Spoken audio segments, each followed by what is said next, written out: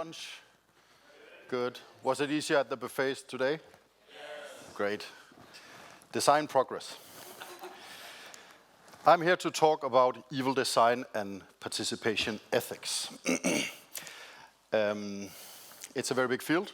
I have 25 minutes. It's gonna go pretty fast. Let's see, it's gonna go perfectly fine. As Bjarke said, my company Odyssey is a participation agency, and we work in vastly different fields, and it's basically, you know, everything from board games for 6th graders that needs to get people to school without killing their friends, to at Roskilde Festival we have for some years done a participatory game about better karma and helping people you don't know, and last time we ran it we had more than 10,000 people playing at the same time. So, you know, it's from 6 people around a board game to 10,000 people in a festival space.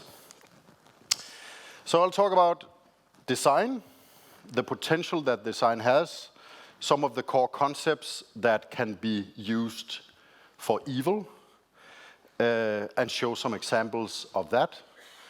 Again, evil is a very complicated concept. There's a lot of people who don't believe that there is evil. And sometimes what looks like evil is just a matter of how many people it affects. And maybe it's not evil, but I'll show you some example.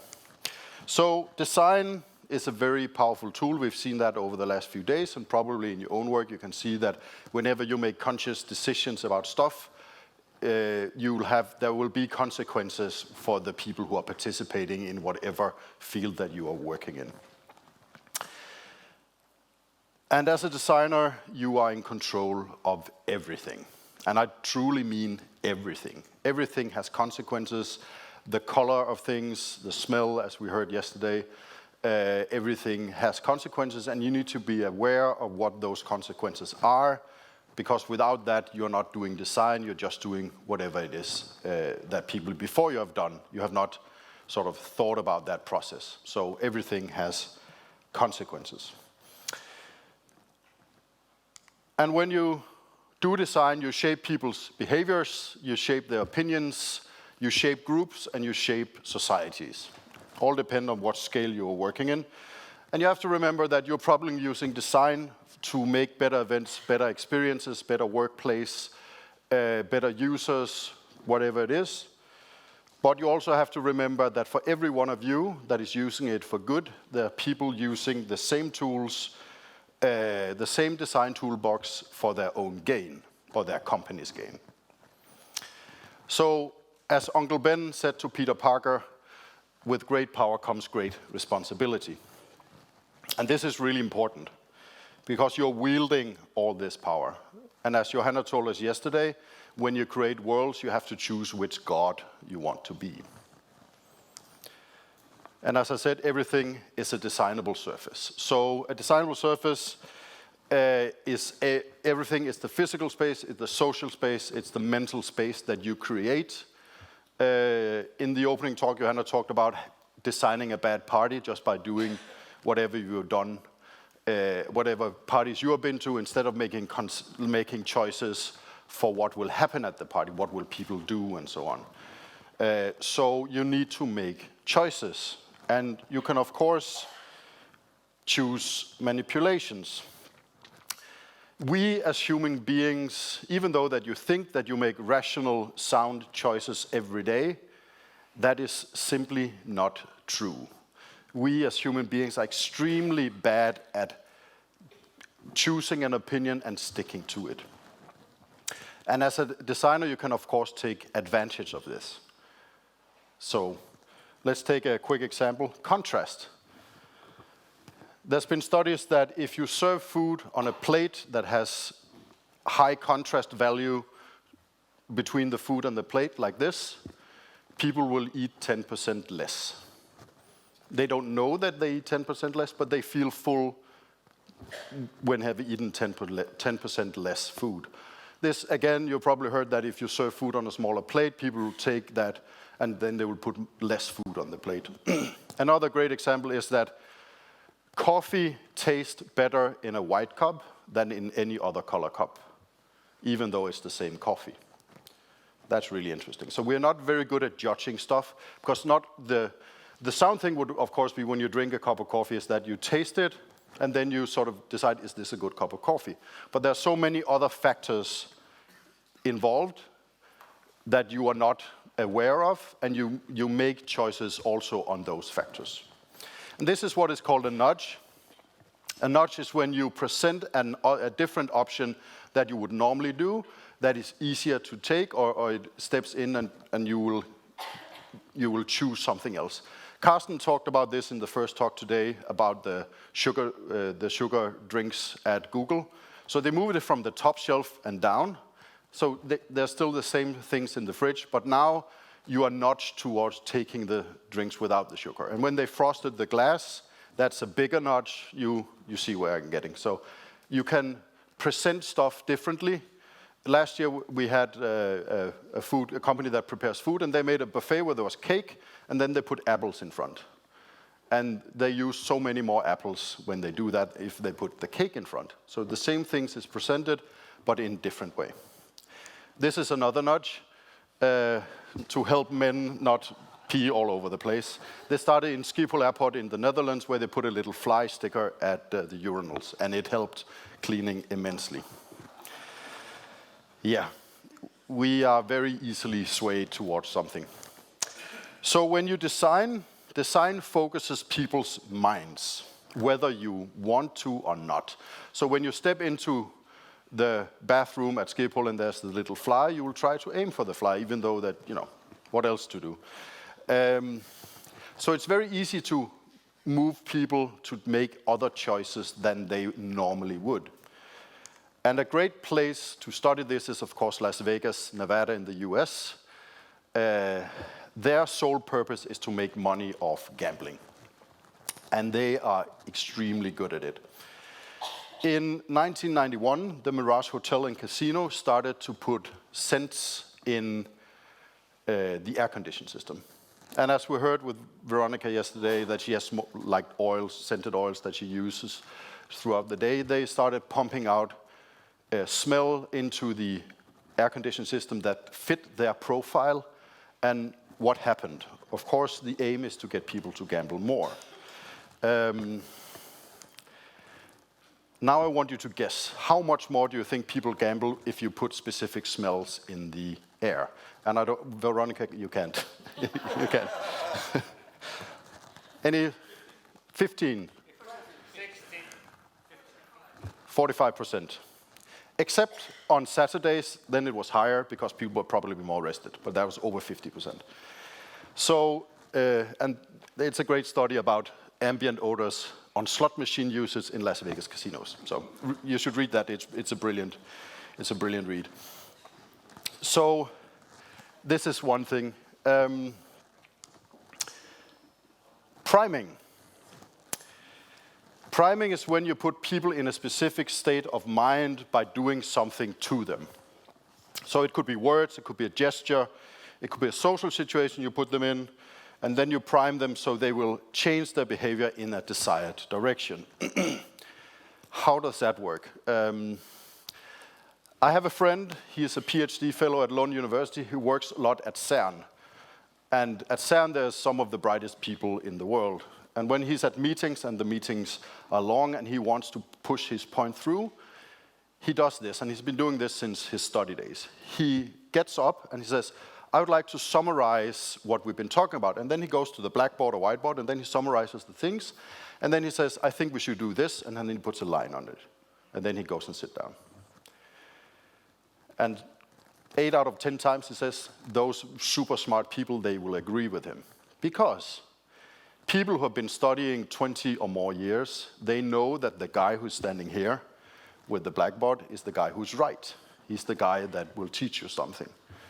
So he primes them to take his side because they know that the guy at the whiteboard is right. And that has nothing to do with what they believe, but it's what he primes them to believe. Does that make sense? Cool. Our friends at Facebook have done the same.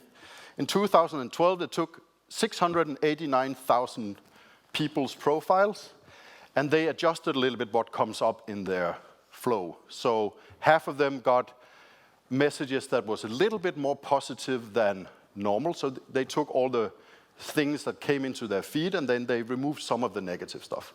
They took the other half and then they removed some of the positive stuff. And then, lo and behold, what happened? This is from the article. That emotional states can be transferred to others via emotional contagion. I love that expression. Leading people to experience the same emotions without their awareness. This was a small test. They got a lot of flack for it. But what if the shareholders of Facebook decided that they wanted a Republican president? And they would stop putting like positive stories about Democrats in the feeds of people. That would sway an election. The same thing you could say about Google and search results. Again, the fallback that would happen, the fallout that would happen if this was, revealed would be immense. But, it's possible to do.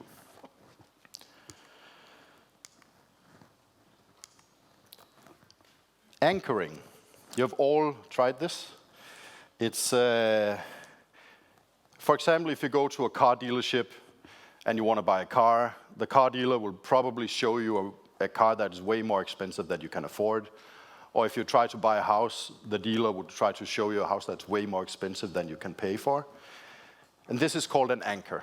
In your mind, that price tag and those possibilities in that product that you will buy is then anchored in your brain, and you will refer to that number whenever you look at everything else, and that will drive your willingness to pay up. I'll give you an example. There's a behavioral economics professor at Duke called Dan Ariely. He did an experiment with students. They had different products that they should decide how much are they willing to pay for it. And one of the things that they should look at how much they're willing to pay was a cordless keyboard. But before they did sort of the how much am I willing to pay, they should take their last 2 digits of their social security number and write it down as if it was the price. So if, for example, it ended in 88, they would write $88. And if it ended in 07, they would write $7.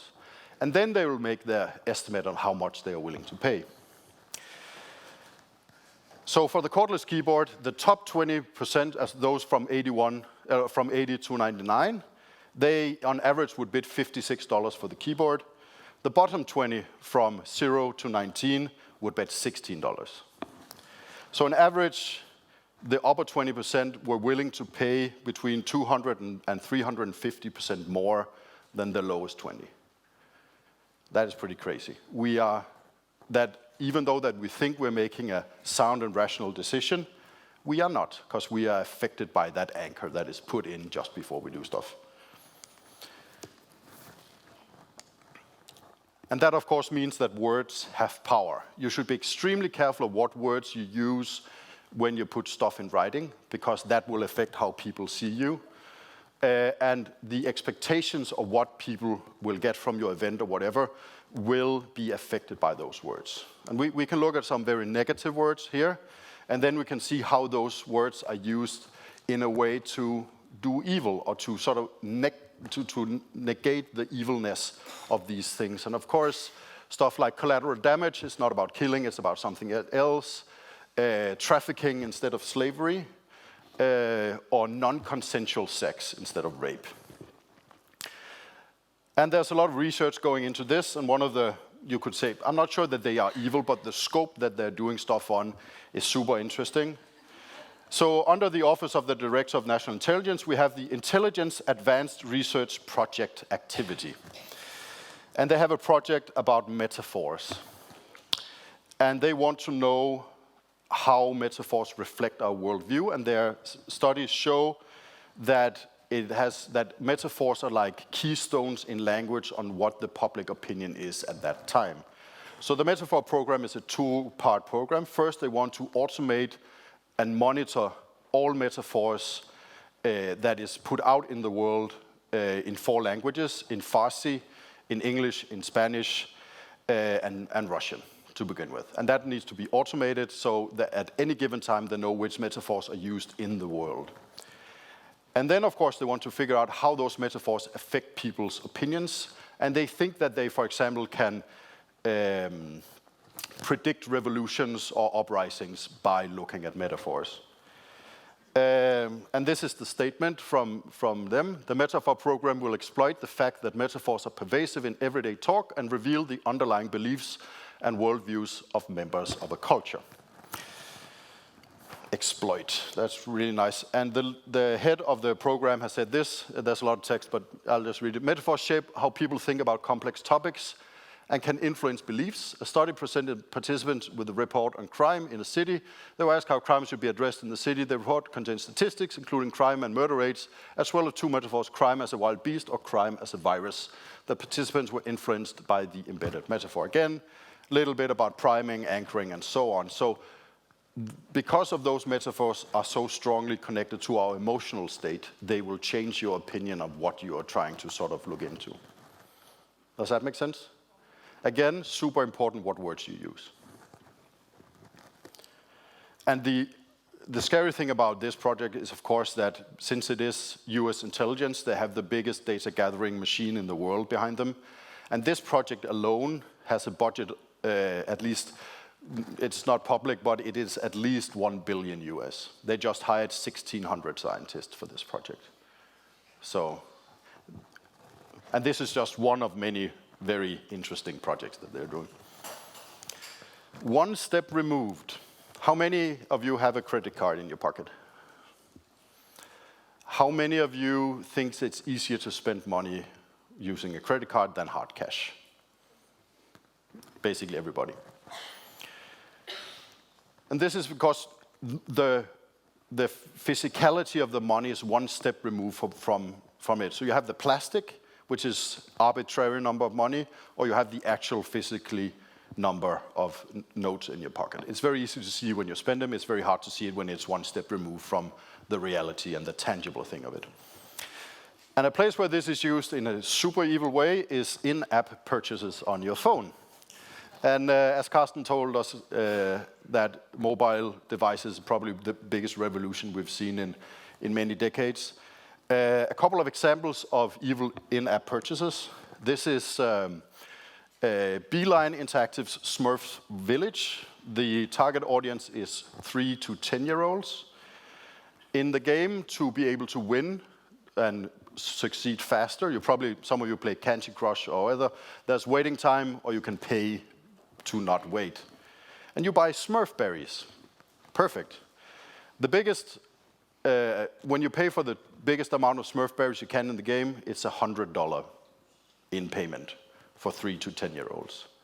And there's, of course, there's no top end of spending. This game was popular some years ago, and in 2011, they made $38 million on 3 to 10-year-olds. Because it's not very clear in the game when you pay actual money. And when you on your iPhone, for example, open up for payment, it's open for like 40 minutes. At least it was in 2011. And then you can just keep on buying those berries. Or the 3-year-old can keep on buying those berries again and again and again and again and again and again. And then you make a lot of money. You know, I don't think it's really nice. But that is 4 years ago. Now, Clash of Clans, marketed from 7 and up, is the biggest online mobile game. They have this, and you can buy stuff in the game, and in the mobile business, they talk about soft currencies and hard currencies, and you buy stuff in the game. In 2014, this game made 1.8 billion US. And that is one of their 4 games, and all of them are successful. And the scary part here is that when these guys advertise for the game, their strategy is not to buy some of the ad space online. Their goal is to buy 100% of the ad space online.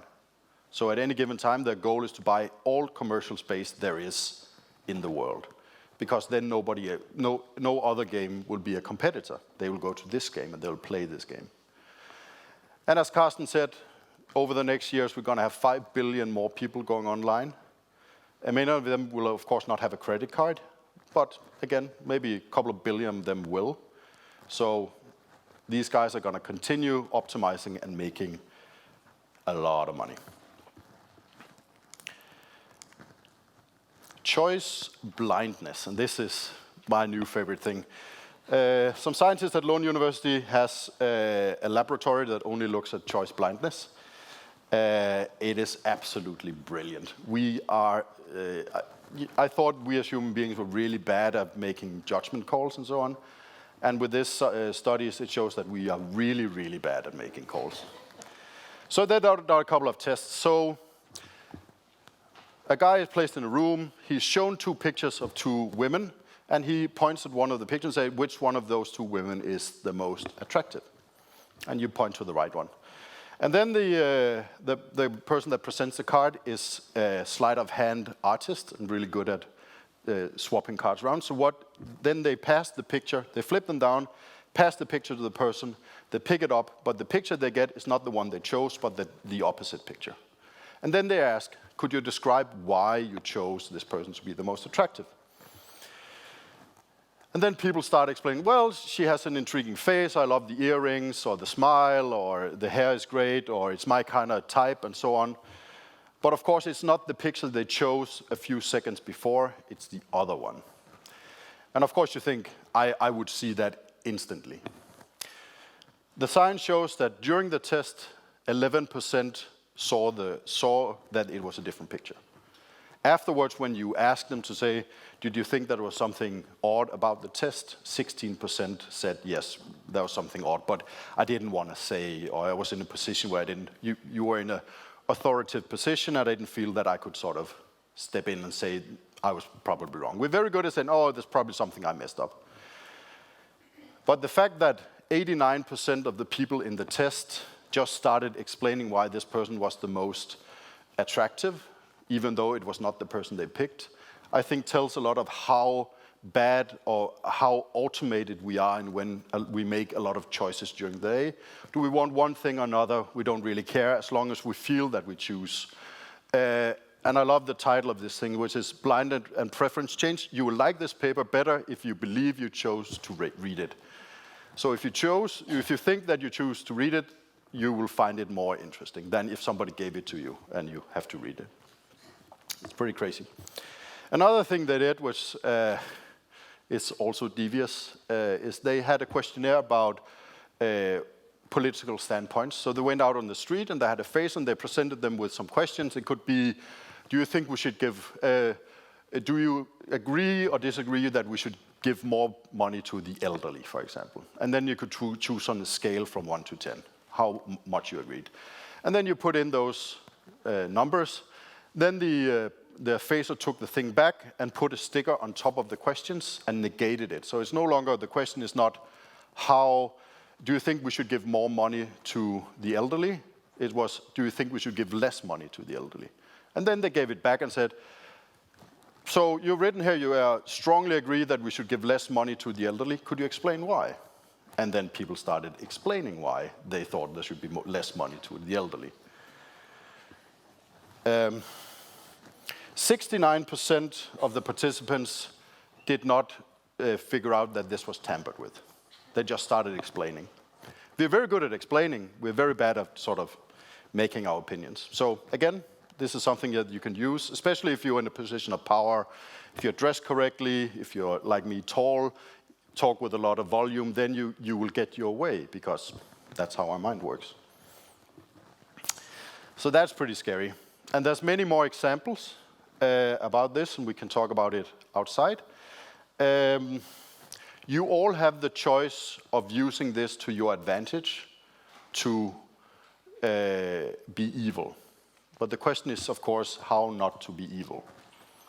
And the single most important part is, of course, that you need to be aware that all your design choices have consequences and what those consequences are. And of course, you don't know everything, like I don't know everything, but you test it out, you do dry runs, you bring people in and test a lot and see what are people's reactions to stuff.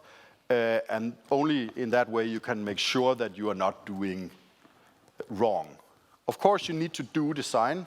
Never do stuff just because that's the way it always have been. That is lazy and bad. You should always say, okay, can we change this thing to the better, or will it make sure that whatever we're wanting to achieve will be more interesting, or make sure that whatever your criteria for success is will be reached, instead of just doing what you've always done. Be honest. Always be honest in design why you're doing stuff. If you can't be honest to people, don't do it. And of course, don't be a dick. Just simply, you need to make good choices, and I think everybody in this room, they know in their gut when something they do is to manipulate, or if it's for other reasons. So stop, think about it, wait a little bit, and then make the choice and say, maybe, even though this is the easy solution, we'll get to where we want, maybe that sort of shortcut is not good for us in the long run. Thank you.